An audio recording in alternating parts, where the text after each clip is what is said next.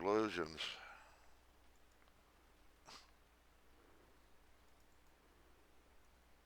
A confrontation over what to do with the president's body? Oh, the confrontation, that was one of the biggest things that happened at Parkland. That's what caused all of this, not allowing Texas law to be in place. Our pathologist should have done the autopsy at Parkland. And he tried to. And he tried to follow the Texas law. And the Secret Service, they looked like a herd of locusts, a phalanx around the coffin. And Mrs. Kennedy was in the middle with her left hand on the casket. And they were then coming out into the hall. And all of a sudden, there, our forensic pathologist stopped them. Dr. Earl Rose said, "Halt. This man has to have an autopsy here in the state of Texas. It'll only take 45 minutes." And they would not hear of it. They wanted to get that body out of Dallas. Some of America's finest forensic pathologists, medical people who perform autopsies and who have worked for the federal government in the past on critical cases in the Washington, D.C. area, stood by their telephones that evening when the president's body was returned to Washington, D.C., but they were never called. Instead, the individuals in charge of the autopsy selected 2 administrators, individuals who had rarely performed autopsies, to come in and perform one of the most important autopsies in this century. The president got an autopsy that wouldn't have been acceptable for a Bowery bum. But Oswald got an autopsy fitting of a president. There aren't real questions about Oswald's autopsy, and there were nothing but questions about the president's autopsy. Right. He died of a gunshot wound in the brain, of a bullet right through the head. John Kennedy was obviously shot from the front. Everybody knows it. Virtually everybody in Dealey Plaza rushed to the grassy knoll where they heard the sounds. It came from a fence between the book depository and the railroad track. From behind the overpass over there, triple overpass. Right over about 20 or 30 feet from the other end of that little picket fence. And it sounded like it came from the left and in front of us, towards the wooden fence. And there was a puff of smoke that came underneath the trees. We all four seen about the same thing as the shot. The smoke came from behind the hedge. And then as the car got directly in front of us, well, a gunshot apparently from behind us hit the president inside of the temple. Do you think the first gunshot came from behind you too? I think it came from the same location. Apparently back up on the mall. When I stated I felt like the second and third shots could not have been fired from the same rifle, they reminded me that I wasn't an expert.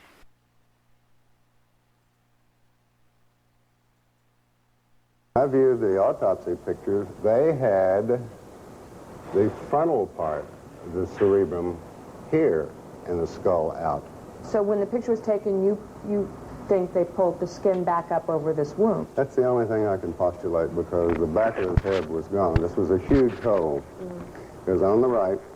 It was 9 to 10 centimeters across, and you could look right into the brain. Crenshaw. Large hole is at the front of the head. See something else. This is just almost a personal a question. Are you pretty comfortable today with the notion that someone was firing at President Kennedy somewhere from the front? Yes. Are you equally comfortable, or are you not comfortable with the notion that there is forgery of some sort in the official documents of this? I feel there probably is. I certainly could not be held down to saying exactly how that is, or even approximately how it is, perhaps. But I feel that there has been some kind of attempt to cover up what was going on. What the witness saw. Was there corroboration for a shot from the front? Dallas clothing manufacturer Abraham Zapruder filmed the motorcade as it drove down Elm Street. It was about halfway down there, I had a shot. And he slumped to the side like this. Then I had another shot or two. I couldn't say what it was, one or two. And I saw his head practically open up, all blood and everything. And I kept on shooting. 2 days after the assassination, Life magazine bought the infamous Zapruder film. Its moving images were not shown to the American public for 12 years. The most obvious thing you extract from the film is that the head moves backward, and that suggests a shot from the right front. It is unknown exactly what the film suggested to the members of the Warren Commission, since their report failed to even mention Kennedy's violent reaction to the headshot. That's right, folks. The Warren Commission never even mentioned the headshot. Think about that. It was the Zapruder film that caused the second major investigation because of the Zapruder film. Because of that headshot. And the Warren Commission never even commented on it. Just pathetic. And Abraham Zapruder, that's what he told the Warren Commission. He saw the president hit on the right side of the head. He thought perhaps the shots came from behind you. Well, yes. So, that was his testimony to the Warren Commission. There was one little problem, though. He had a camera in front of his eyes. Let's continue.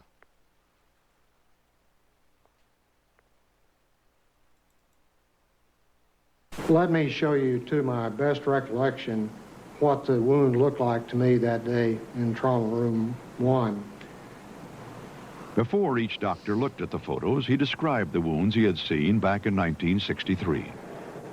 I could see the president's head wound quite well, and I was probably looking into a wound that was on the lateral or the side part of the head and the back part of the head.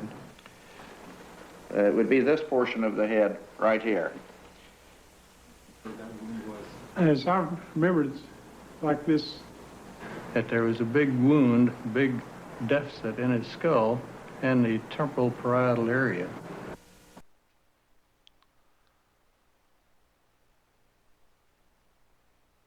Now, here's what the Warren Commission in their autopsy, they claim the autopsy showed. A small little wound in the back of the head. Yet on the Mormon photo, as we go in, take a closer look, I did many years ago. Something very unusual you see here. Here's somebody else that has examined this.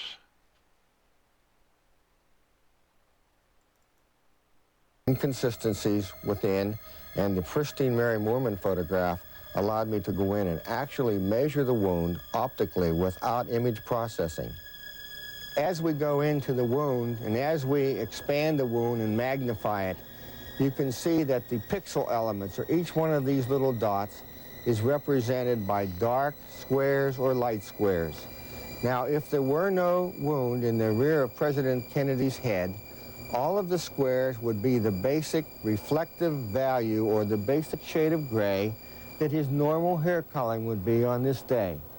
Every time, in my years of experience with this, when there is a concave or convex area that is a deformation of the overall image, there is absolutely no question that the case is, as it goes darker under this situation, that this is going from an area on the top of President Kennedy's head down into an extremely deep hole, because the entrance wound that supported this exit wound was fired from the right frontal area of President Kennedy, and it exited through the rear. Instead of trying to find shooters or gunmen in the photograph. Well, I have tried to find shooters in the photographs, and I found a few other things too. Now, before these images were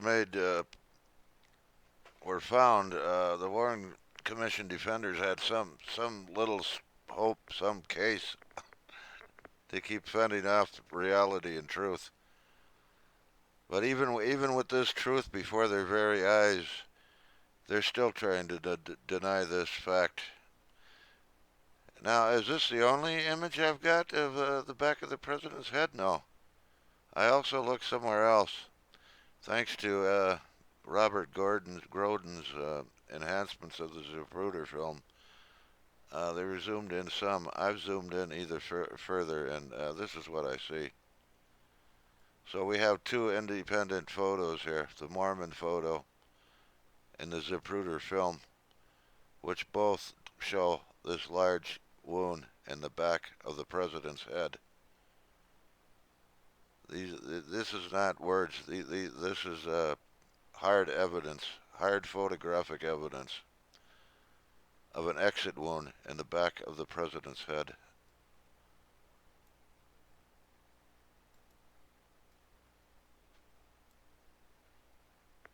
How they can deny that? They could deny anything. Large hole is at the front of the head. See something else. This is just almost a personal a question. Are you pretty comfortable today with the notion that someone was firing at President Kennedy somewhere from the front? Yes. Are you equally comfortable, or are you not comfortable with the notion that there is forgery of some sort in the official documents of this? I feel there probably is. I certainly could not be, held down to saying exactly how that is, or even approximately how it is, perhaps. But I feel that there has been some kind of attempt to cover up what was going on. Some believe that one of these shadows may be an assassin standing behind the fence. So now it didn't look like much.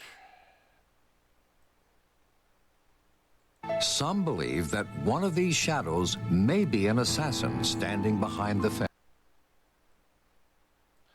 As you can see, I was taking extreme close-ups of that many years ago. One of these shadows. This blob right here, that doesn't appear to be like much. Just, well, anyhow, I was taking a lot closer look here.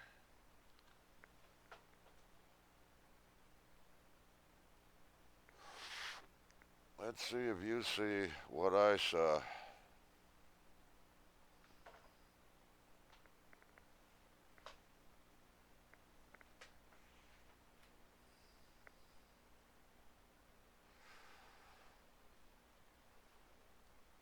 I was beginning to see a face here. What really caught my eye was this upside down stripe here. I couldn't figure out what that could have been. So I was looking a little closer. So that's a little closer up of that image right here. As you can see, this is on the this is picked up on television as they zoomed in on the Mormon photo. This was in a book, double page enlargement.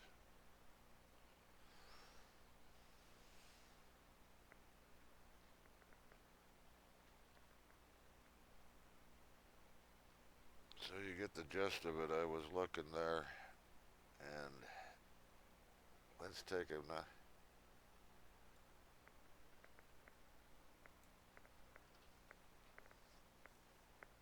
here's some of the images I've extracted from that.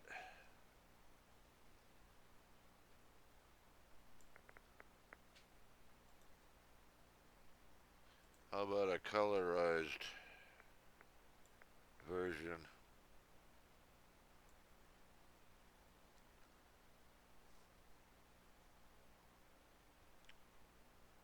One face there, one face here.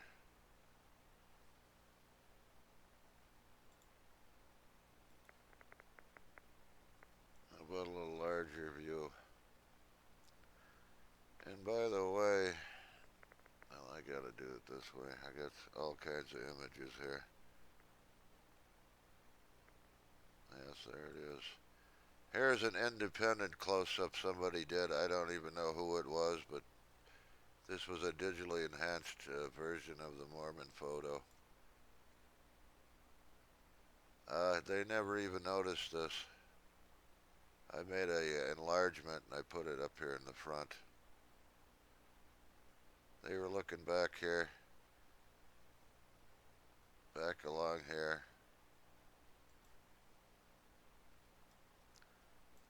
And that may not, I know it's hard to see. I didn't see it for several minutes. And once I started putting the pieces together, once the brain starts putting the pieces together, like I say, all I was looking at was this upside down V. Let's see, there should be something. Yes, that upside down V.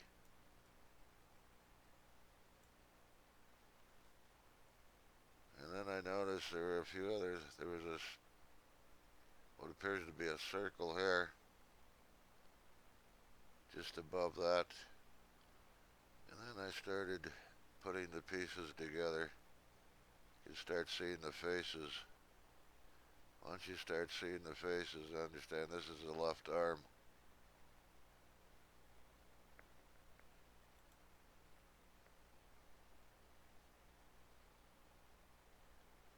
That's the History Channel, that's the close-up.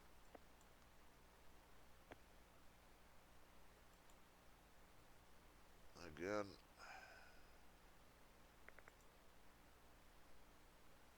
I'm losing my...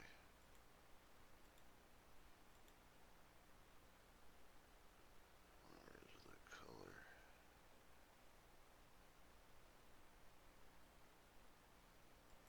There's the colorized.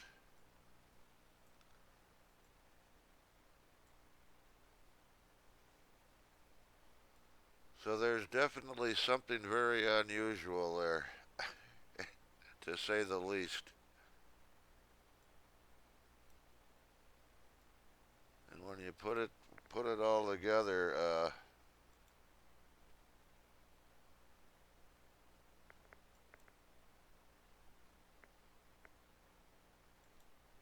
can find that one again. Well, anyways, here's an even more extreme close-up. Let me see if I move that in a little.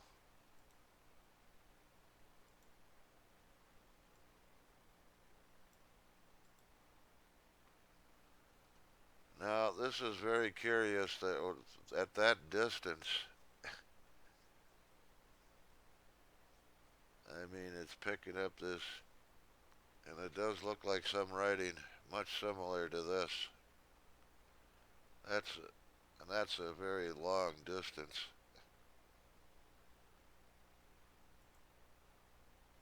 But anyways, I can't get this to work.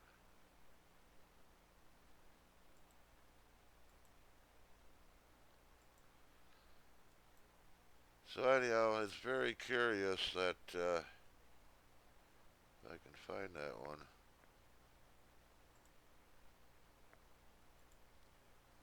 Where is it?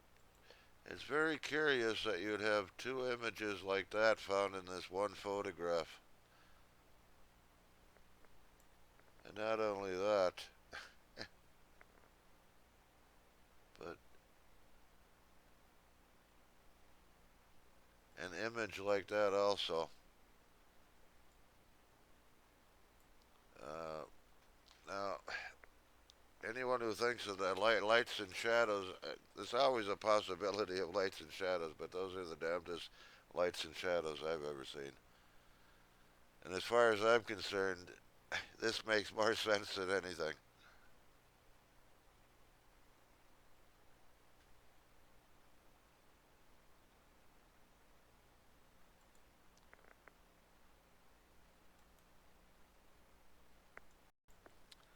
We continue now with the JFK Assassination, Part 8, and the smoking guns. Now, what the Warren Commission defenders want you to believe is that these trained professional doctors here at Dallas, who dealt with gunshot wounds almost on a daily basis, they couldn't tell the back of the president's head from the top of his head. That's what they want you to believe, folks. And you can believe them if you want to, because there's no law against it. Believe whatever fairy tales you want to believe.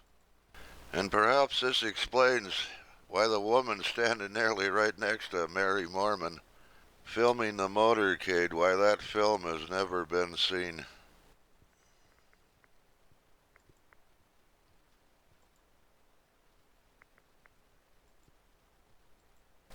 Yes, Lee Oswald certainly looked guilty of a lot of things in this case. But when you look at his demeanor, it's either one of two things. He was either guilty in covering it up, or he had infiltrated a plot to murder the president and got caught in the middle as the patsy. One of the two things happened here. And as far as the Warren Commission, here's the testimony the Dallas doctors gave him.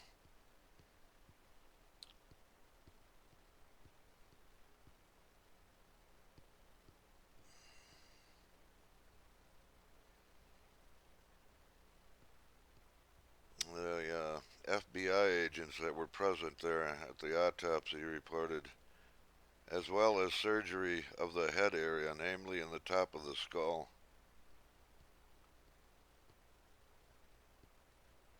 And the Dallas doctors were telling the Warren Commission, along with many others, right side of the head, the back of the head,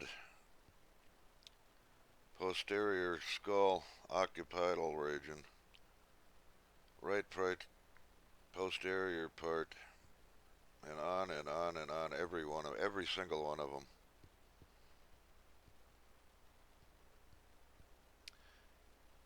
And not only them, not only Zapruder and the rest, but there were many other witnesses there. The Newmans. Here's a couple more. Herschel Jacks, a Texas highway patrolman. Before the president, a body was covered. It appeared that the bullet had struck him above the right ear near the temple. Emmett Houston, who was another closest eyewitnesses. He looked like it hit him somewhere along a little bit behind the ear and a little bit above the ear. Here is Clint Hill, the Secret Service agent that went with the president to the hospital.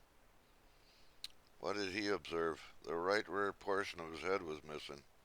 It was laying in the rear seat of the car. So now, with the Warren Commission was told all of that, they only had two choices. Explore it and find out the reasons why, or deny it and falsify their report, which they did. Right here in the Warren report, the autopsy disclosed a large head wound observed at Parkland. Pure forgery. That's a falsification. That's what they've gotten away with.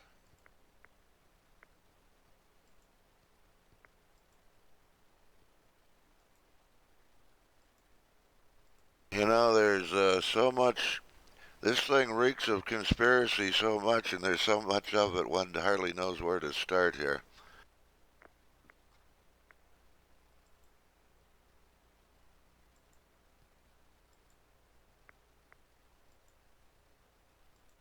Well, let's start with the Warren Commission and their report. To begin with, the biggest case for conspiracy can be found in the Warren report itself. But where it can't be found is in the Warren Commission's conclusions or collusions. that you won't find a breath of it.